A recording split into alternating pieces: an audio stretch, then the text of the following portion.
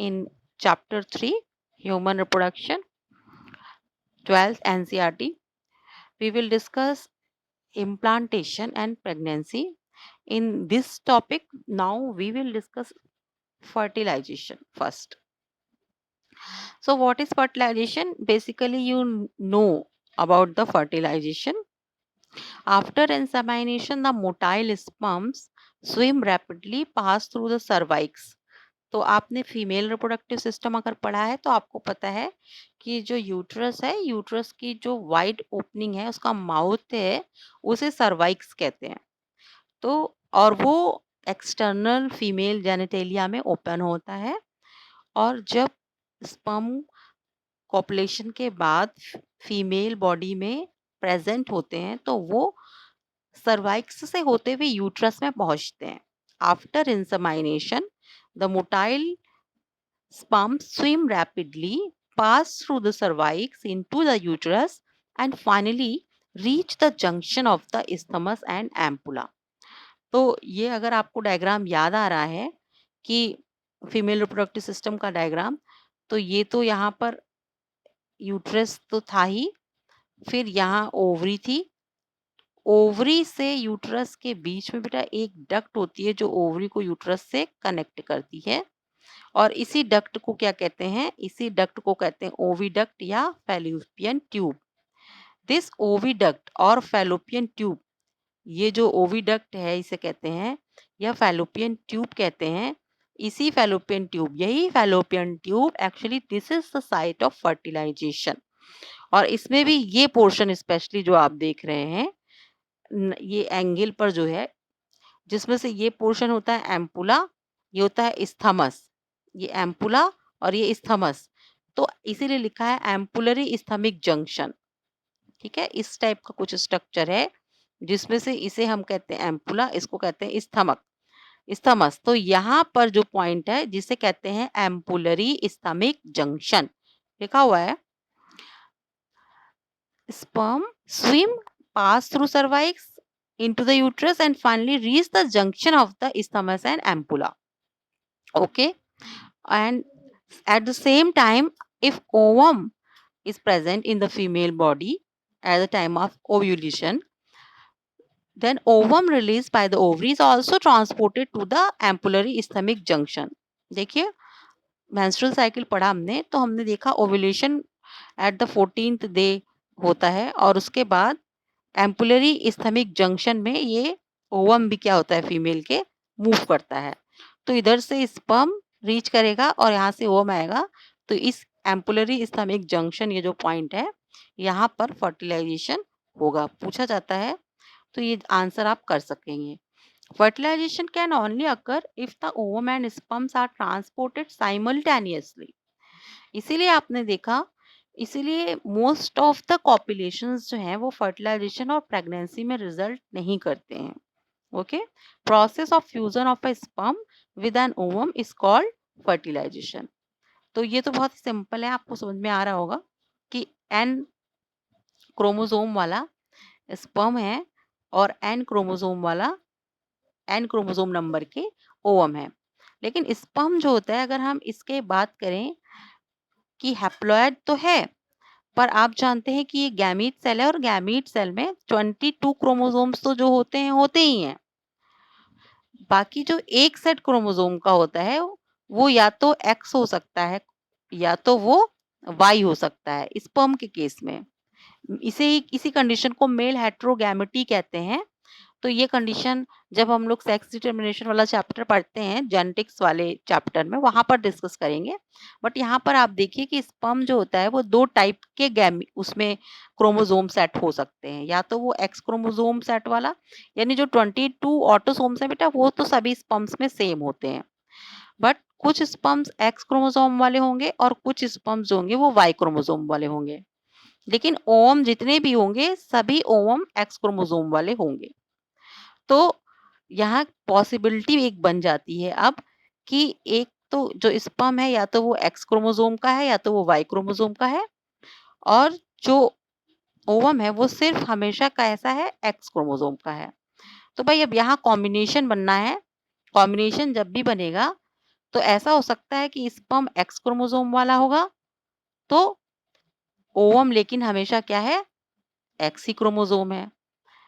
ठीक इसी तरह से अगर ऐसा हो सकता है कि जो स्पर्म है वो वाई क्रोमोसोम वाला हो, लेकिन ओवम क्या है, एक्स ही क्रोमोसोम वाला होगा।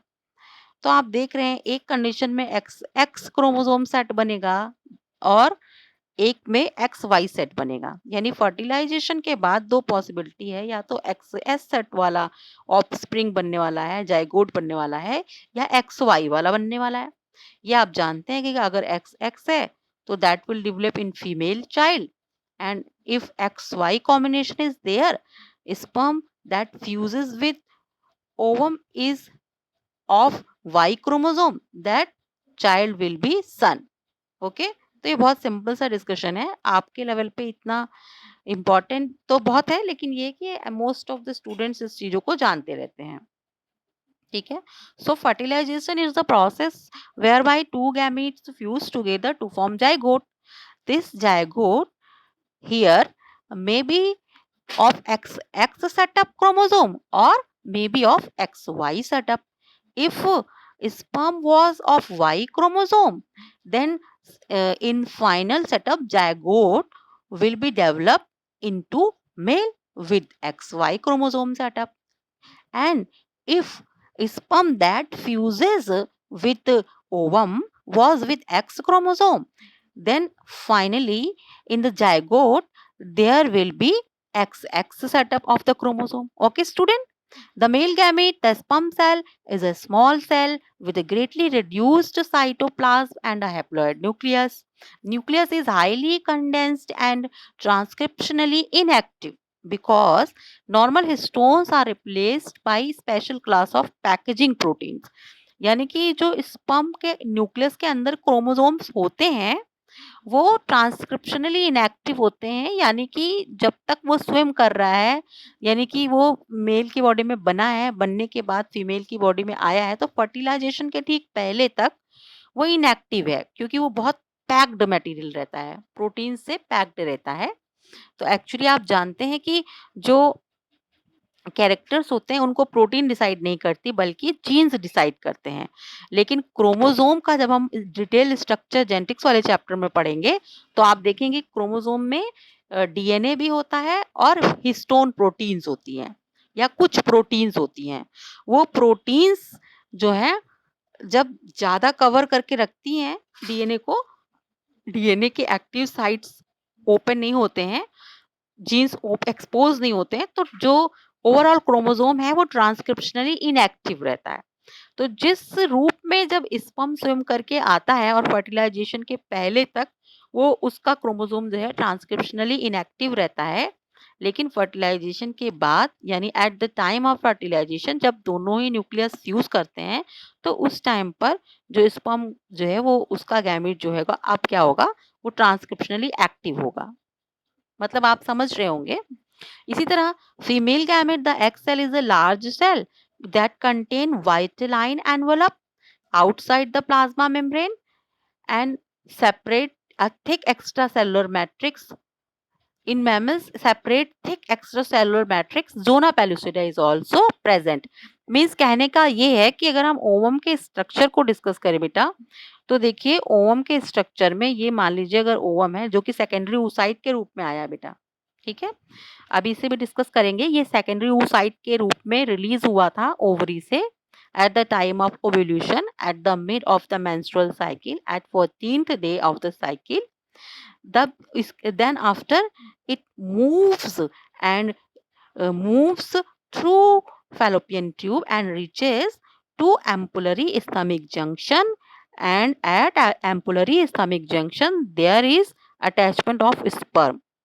तब जब इसके स्पर्म इससे अटैच होगा उसके बाद बेटा, उसके बाद इसमें सेकेंड मियोसिस जो अरेस्ट फेज में थी, मेटाफेज अरेस्ट फेज में जो मियोसिस थी, अब वो मियोसिस आगे प्रोसीड करेगी और कंप्लीट होगी। यानी कि सेकेंड मियोसिस oocyte में कब कंप्लीट होती है, ऑन एंट्री ऑफ स्पर्म, और इसके बाद ये सेकेंड oocyte जो है वो ऊटिड या ओवम कंप्लीट बनाएगा और इसके साथ एक पोलर बॉडी भी बनेगी, क्योंकि मियोसिस है तो एक मदर सेल 2 सेल बनाएगी, लेकिन फाइनली ओवम एक ही बनता है। यानी एक oogenesis में फाइनल एक बार में एक ओवम बना, जबकि आपने देखा था स्पर्मेटोजेनेसिस में एक स्पर्म मदर सेल से एक बार जब स्पर्मेटोजेनेसिस होती है तो फाइनली 4 स्पर्म बनते हैं।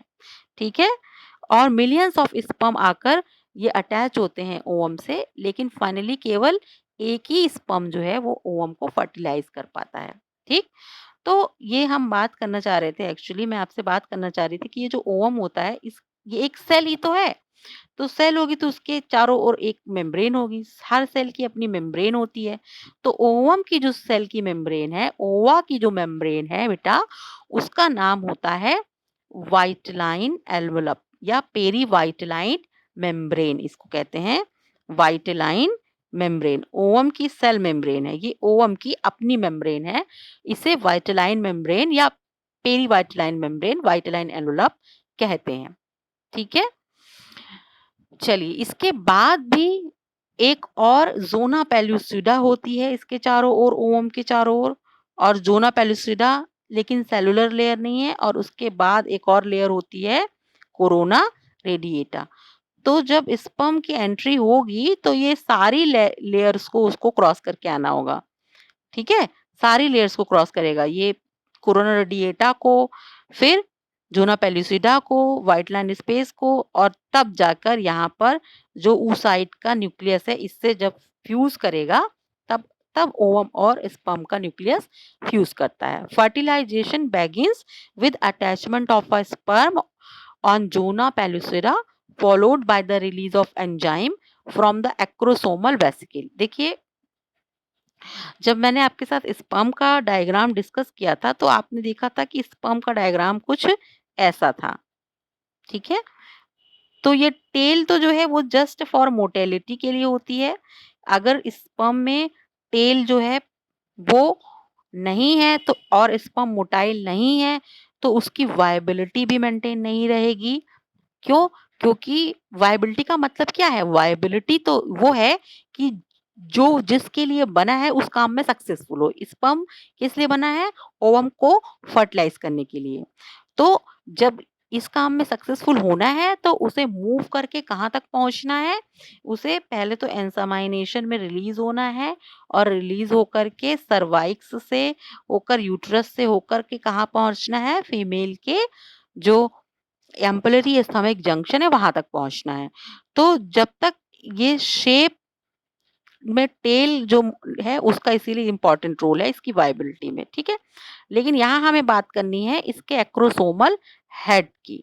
यहाँ जो एक्रोसोमल हेड होता है स्पर्म का, जिसे यहाँ पर बहुत सारे गोल्गी बॉडी प्रेजेंट होते हैं, आपने देखा है, यानी मोस्ट ऑफ द पोर्शन तो न्यूक्लियस होता है उसका एक्रोसोमल हेड में, और कुछ और लेकिन एक्रोसोमल हेड जो होता है उसमें मेनली जो क्या प्रेजेंट होता है, उसमें गोल्गी बॉडी प्रेजेंट होते हैं जो कुछ एंजाइम्स रिलीज करते हैं, which cause local digestion of the zona pellucida. ये देख रहे हैं आप, ये लेयर है, इसके चारों ओर ज़ोना पेलुसिडा लेयर जो है इसके चारों ओर यहाँ प्रेजेंट है, ओवम के चारों ओर। तो स्पर्म हेड से कुछ एंजाइम रिलीज होते हैं एक्रोसोमल हेड से, जो इस ज़ोना पेलुसिडा को डाइजेस्ट करते हैं। Okay, fertilization begins with attachment of a sperm of the zona pellucida followed by the release of enzyme that causes local digestion of the zona. The head of the sperm then fuses with the plasma membrane of the oocyte and sperm nucleus passes into the cytoplasm। यानी कि अब पूरा का पूरा sperm जो है वो अंदर नहीं आएगा, बल्कि सिर्फ क्या आएगा, ये स्पर्म का न्यूक्लियस केवल अंदर आएगा। ज़ोना पेलुसिडा को जब ये क्रॉस करेगा उसके बाद जैसे ही ये इसकी वेटलाइन मेम्ब्रेन को टच करेगा उसे भी पंक्चर करेगा, और अंदर सिर्फ स्पर्म का न्यूक्लियस आएगा, और बाकी पोर्शन जो है वो ओवम के अंदर एंटर नहीं करेगा। ठीक है, within the oocyte, the haploid sets of sperm and egg chromosomes are initially separated from each other and constitute respectively the male and female pronuclei. ठीक है, ये आपने देखा, ये ओवम था और इसी तरह से इसके अंदर जब स्पर्म अटैच हुआ यहाँ पे आके, तो पहले ये मेल न्यूक्लियाई, ये तो ओवम का मान लीजिए न्यूक्लियस है, और इसी तरीके से इसने स्पर्म रिलीज किया तो ये फीमेल न्यूक्लियाई, दोनों अलग अलग रहते हैं. They subsequently fuse to form a diploid nucleus. फिर बाद में ये दोनों फ्यूज होकर के एक डिप्लॉयड न्यूक्लियस बनाते हैं. The fertilized oocyte is known as zygote, और इसके बाद ही इसे क्या कहने लग जाते हैं, जाइगोट कहते हैं. और यही प्रोसेस क्या है, फर्टिलाइजेशन कहलाती है. There are chemical and physical events during fertilization. Ova release a chemical substance called fertilizing, and sperm produce substance called antifertilizing. These two substances interact. There is agglutination of sperms near the egg. This chemical interaction helps in species selection and to ensure that gametes of the same species come together for fertilization, because these chemical substances are species specific. तो देखिए यहाँ पे इस diagram में आप देख सकते हैं, ये डायग्राम आपकी बुक का डायग्राम है. इस बुक के डायग्राम को मैं आपसे डिस्कस करूंगी. देखिए क्या हो रहा है कि ओवम तो एक है. देखिए यहाँ तो दिखाया गया है जब ये क्या है, मैच्योर फॉलिकल की स्टेज में. अब इससे ओवम रिलीज हो गया सेकेंडरी oocyte और स्पर्म की एंट्री भी हो गई. देखिए पहले दो न्यूक्लियस हैं प्रोन्यूक्लियाई के रूप में. ये मतलब जाइगोट बना, तो जाइगोट के बाद ये तो खैर यहाँ पर एम्ब्रियोनिक डेवलपमेंट दिखाना शुरू किया है. लेकिन यहाँ वाला हम स्टेज देखिए, यहाँ पर देखिए बहुत सारे स्पर्म हैं. इसमें से सबसे पहले जैसे ही इतने सारे स्पर्म, बहुत सारे मिलियंस होते हैं, उन जब उतने सारे स्पर्म्स अटैच होते हैं ओवम से, तो ओवम क्या रिलीज करती है, ओवम एक केमिकल रिलीज करती है जिसका नाम है फर्टिलाइजिन, और स्पर्म रिलीज करता है एंटी फर्टिलाइजिन. तो ये इस बात को इंश्योर करने के लिए होते हैं. ओवम इंश्योर करता है कि ये स्पर्म जो है ह्यूमन का स्पर्म है, और स्पर्म इंश्योर करता है कि ये जो ओवम है ये ह्यूमन स्पीसीज का ही ओवम है. और यानी कि ये क्या प्रोसेस है, this helps in species selecting and to ensure that gametes of the same species come together. Okay, these chemical substances are species specific, fertilizing and anti-fertilizing. Usually a large number of sperms surround an egg, but only one of them succeeds in entering it. The entry of the sperm is due to chemical action which dissolves the egg membranes.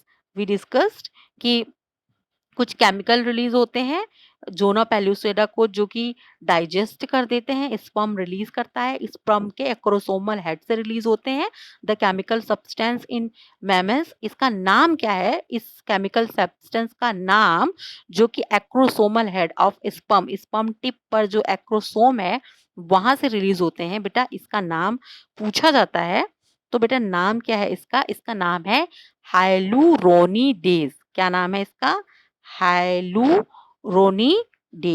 इस substance का नाम क्या है, hyaluronidase. Book में लिखा है, देखेंगे, अभी डिस्कस भी करूंगी मैं नेक्स्ट स्लाइड्स में. हाइलुरोनिडेज नाम का जो सब्सटेंस है वो एक्रोसोम प्रोड्यूस करता है, जो कि ओवम की जोना पेलुसिडा को क्या करेंगे, डिसॉल्व करेंगे.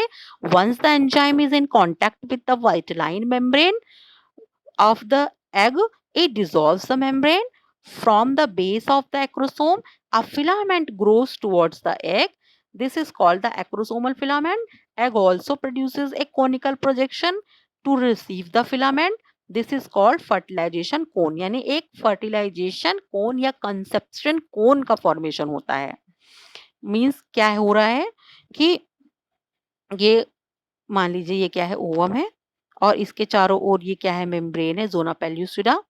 और ये जो है स्पर्म्स बहुत सारे आए, और उनमें से कोई एक स्पर्म जिसने क्या रिलीज किया, पहले फर्टिलाइजिन एंटी फर्टिलाइजिन रिलीज हुआ, उसके बाद एक्रोसोम के हेड से क्या रिलीज होगा, हाइलुरोनिडेज, जो क्या करेगा, जो ग्रीन कलर की जोना पेल्यूसिडा है उसे डिसॉल्व करेगा. और इसके बाद क्या होगा कि यहाँ स्पर्म से फिलामेंटस स्ट्रक्चर इस तरीके से बनेंगे, और जो ओवम है उससे भी कोन लाइक स्ट्रक्चर बनेंगे. कुछ इस टाइप का स्ट्रक्चर यहाँ पर at the point of contact यहाँ पर डेवलप होगा, जिसे फर्टिलाइजेशन कोन कहते हैं. From the base of acrosome, filament grows towards the egg, known as acrosomal filament, and egg produces conical projection known as fertilization cone. Cytoplasmic contact is now established between the sperm and egg, and entire sperm enters. ठीक है, अब क्या होगा, अब ये जो पूरा इसका न्यूक्लियस है, जो न्यूक्लियस का हेड जो है, इस इन ह्यूमन में तो पूरा इन स्पर्म जो है वो ही एंटर कर जाता है, और लेकिन ज्यादातर वर्टिब्रेट्स जो होते हैं उनमें जो टेल है वो आउटसाइड रह जाती है। ठीक है, as soon as the nucleus of the sperm enters the egg, there are some reactions in the egg, white line membrane surrounding the egg gets lifted from the egg cell membrane, यानी कि white line membrane जो होती है वो खत्म हो जाती है, एंड एक स्पेस उसकी जगह रह जाता है, पेरी व्हाइट लाइन स्पेस, और ये स्पेस जो है पेरी व्हाइट लाइन फ्लूइड से फिल हो जाता है।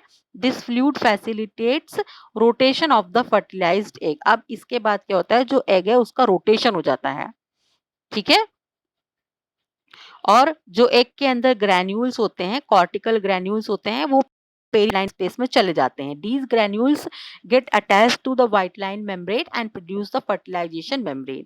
यानी कि फाइनली ये जो आपकी व्हाइट लाइन मेम्ब्रेन थी, ये जो आपकी व्हाइट लाइन मेम्ब्रेन है, यही अब किस में बदल जाएगी, फर्टिलाइजेशन के बाद ये बदल जाती है फर्टिलाइजेशन मेम्ब्रेन में।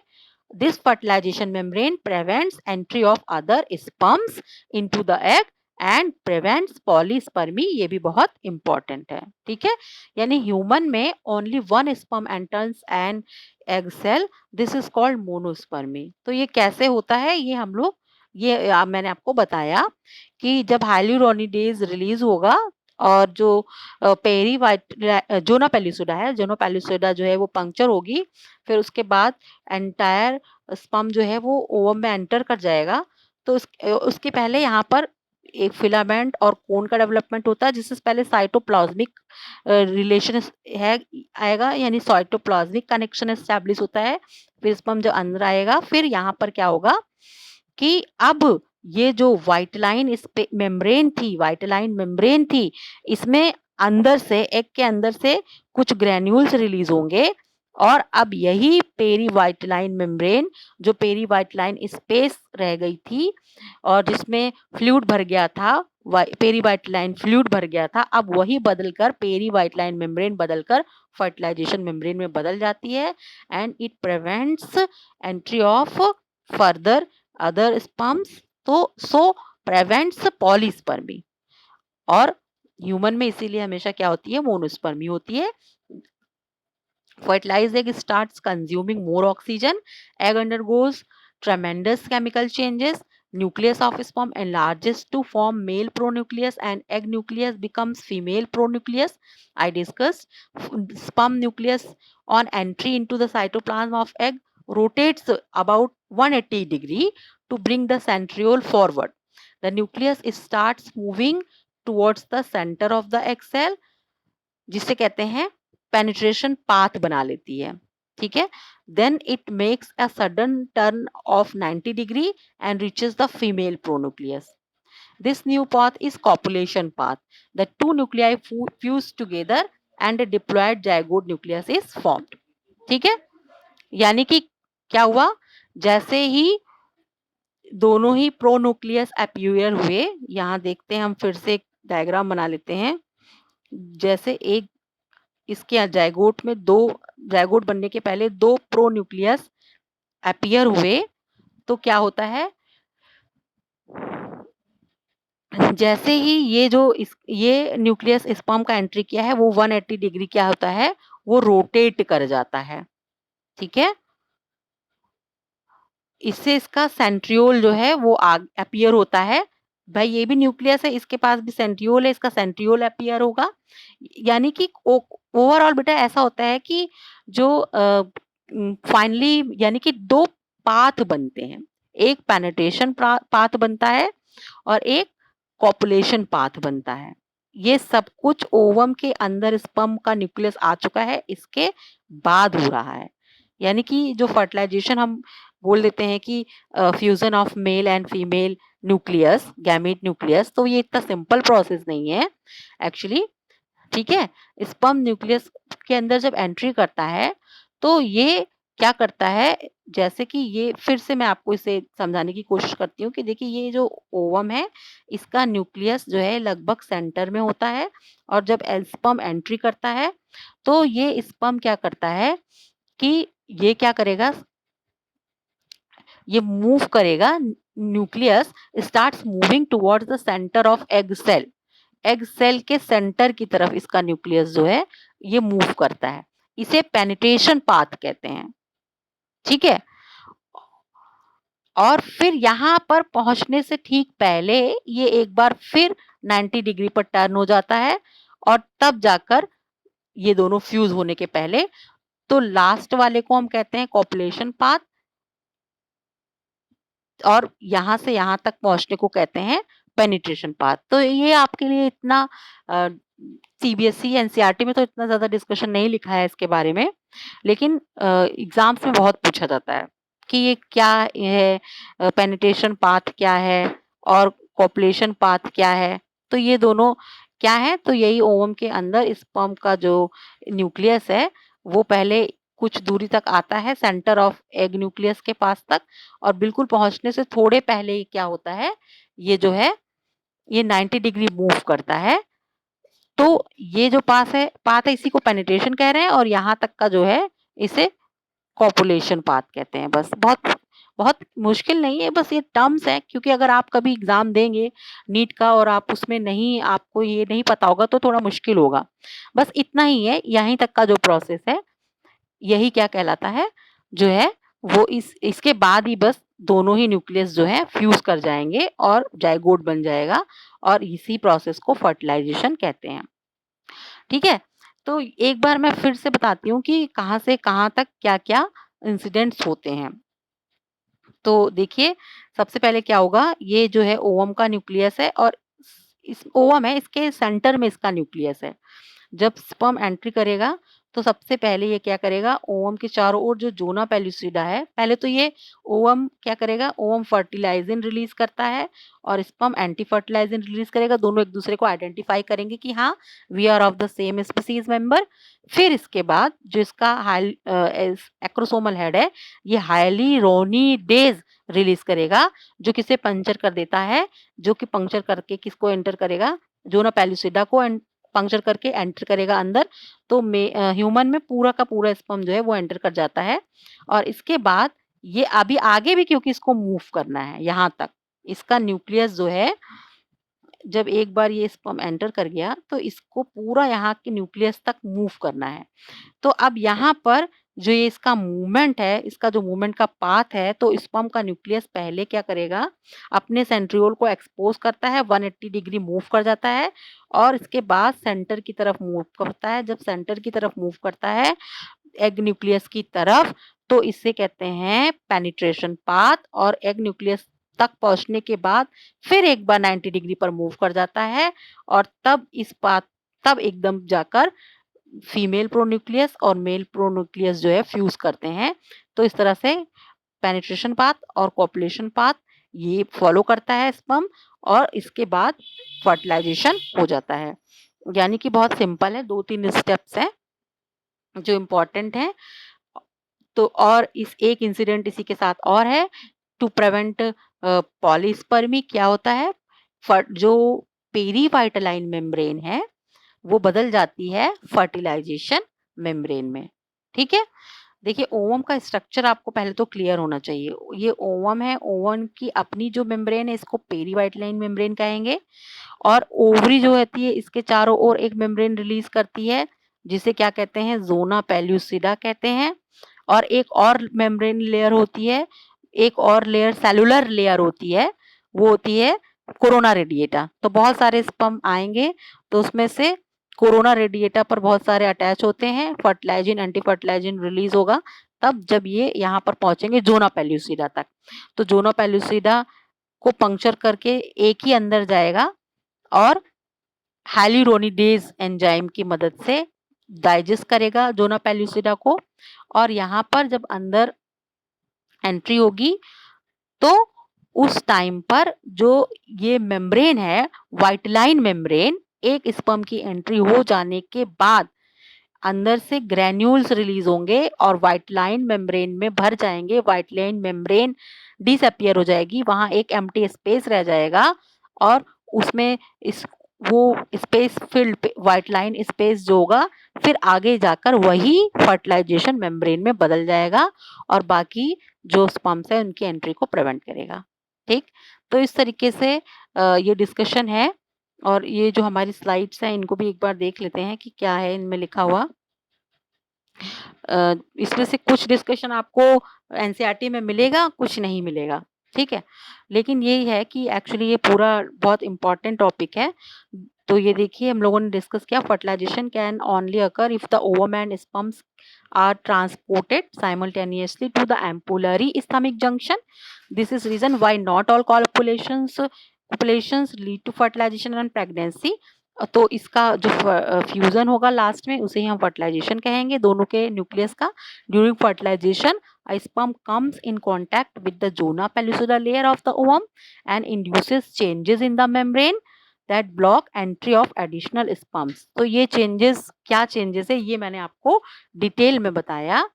क्या मैंने आपको बताया, क्या बताया मैंने बताया कि जो ओवम है इसकी मेम्ब्रेन जोला पेलुसिडा है, इसको स्पर्म का हाइल्यूरोनिडेज एंजाइम डाइजेस्ट कर देगा और जब स्पर्म अंदर चले जाएगा ओवम के अंदर तो क्या होगा कि ओवम के अंदर देखिए जब इसी समय जब ये स्पर्म पूरा एंट्री करता है ना तब ओवम में उस समय जाकर सेकेंड मायोसिस कंप्लीट होती है और जब तक ये मूव करके यहाँ तक आता है इस न्यूक्लियस तक तब जाकर सेकेंड मियोसिस कंप्लीट हो पाती है।